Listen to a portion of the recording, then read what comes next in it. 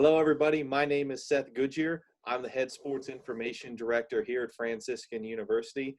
I'm sitting down today with a Three Rivers Rugby Conference champion, a Central Region champion, a two-time Heart and Soul Bowl winner for the Central Region, an NSCRO Final Four qualifier, one of the first NSCRO All-Americans in school history, and now going to tackle his next challenge, joining the Diocese of Fort Wayne and South Bend, Mr. Patrick PJ Ernst.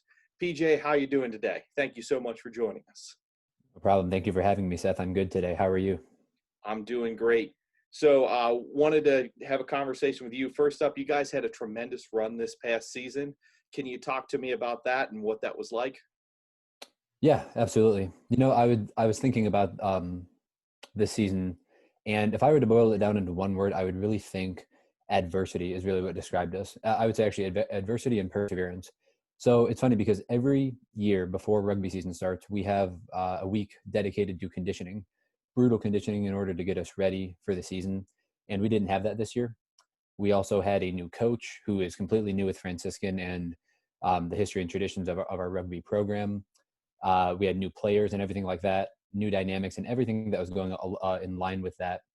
And it made for a lot of adversity, I think, in the season. Plus, we had so many injuries come to light as well. But what I am most proud of my teammates and I for doing is that I really believe that we persevered through the entirety of the season. As I said, it was kind of a rough start, I think, to begin with, but we persevered. We fought through to the end, and I'm so proud of them for persevering to the end, because I think it shows not only that we're great rugby players, but I think I hope and trust that it will help us to become better men in persevering in life, both on and off the pitch. That's awesome, PJ. You, along with Josh Leatherby and David Pariza, were named NCSRO All-Americans. You were the first three in school history to earn that honor. I also want to give a shout out to Zack Bucky Barnes for being named as a rising star. That's a great honor for him as well.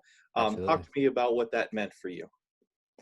I think it was really special for us and my teammates this season, Josh, David, and Zack, because we were originally scheduled to play in the national championship out in California, and that didn't happen due to COVID-19, which is okay. And we were ranked number 2 in the nation at the time as well, still are, I think, which is the highest that Franciscan has ever been ranked for rugby. And I think for me, it was personally kind of like the cherry on top of my cake for the rest of the season, because we weren't allowed to play in nationals, but we were able to be named All-Americans. So I really believe that was a great kind of consolation prize that we were able to take away from Franciscan. So very, very happy to receive that. That's awesome. So let's switch gears a little bit. You're taking the next step in your faith journey, having been accepted into the seminary for the Fort Wayne South Bend Diocese. Talk to me about what that process has been like and what you're looking forward most tackling this new challenge. Sure. It's been a really long process. I started it in summer of 2019, so before my senior year actually started. And they asked pretty much any question that they would like, obviously for good reason. So it was very long, very tiring at times, but I'm so happy that I persevered to the end of it as well. And they asked about my social history, my intellectual history, academics, my familial history, everything along with that. I had to get records of my sacramental information. I had to get a copy of my parents' marriage certificate.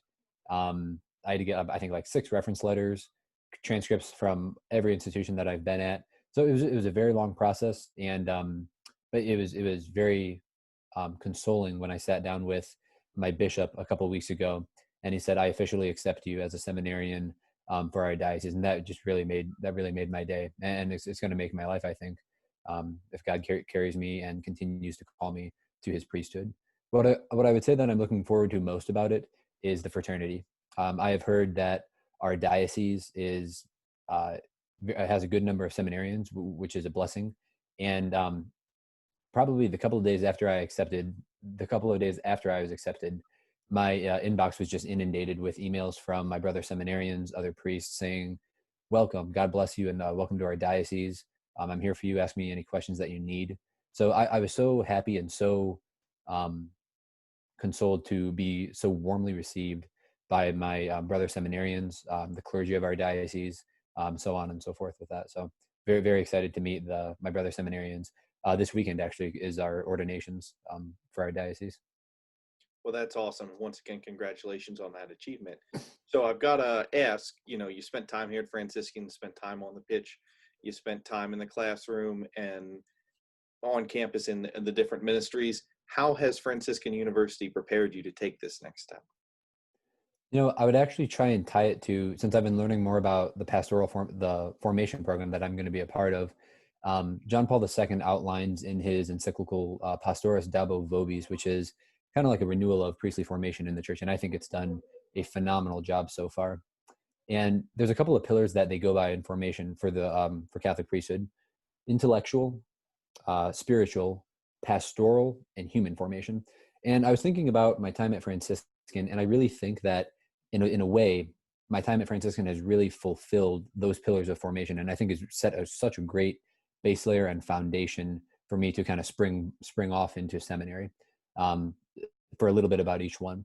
My intellectual formation, I think, is really deepened since at Franciscan. My professors and classmates and colleagues have all helped me to grow in that, because I've never been exposed to the way a university goes about its academic study in such a rigorous and faith-filled way. I guess a quick story is that when I was in Austria, when I studied abroad, I was able to climb the mountain that Blessed Pier Giorgio Frassati did to get up to Mass every morning in Polone, Italy. And it's funny because at his house, I actually got to meet his niece. And there was a yearbook that was laying on his desk, kind of like a memorabilia type item. There was a yearbook of a Catholic high school named after him in the US somewhere. And in it, there was a section that said, Blessed Pier Giorgio didn't do too well in school at first. He received Fs and low grades along for a while. But it's funny because he said, the yearbook said, he finally started to excel when he realized that academic gifts and abilities are ultimately directed towards and utilized for the glory of God. And that hit me in such a deep way, because for so long I had thought that it's all about the grade, and you just need a couple A's on your transcript and you'll be fine. Which is a great accomplishment, don't get me wrong.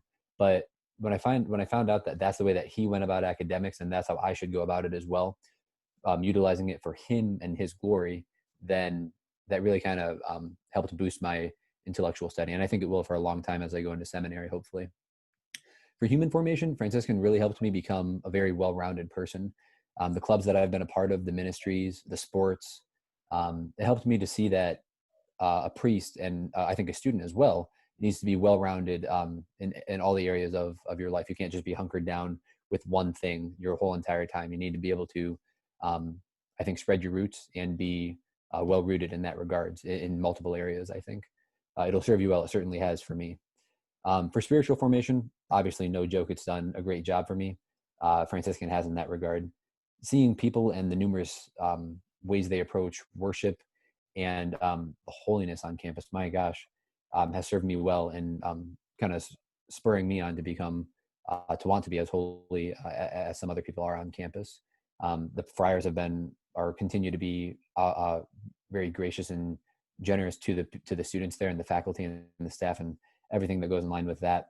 So spiritually, no doubt, it's been an awesome part of my formation there.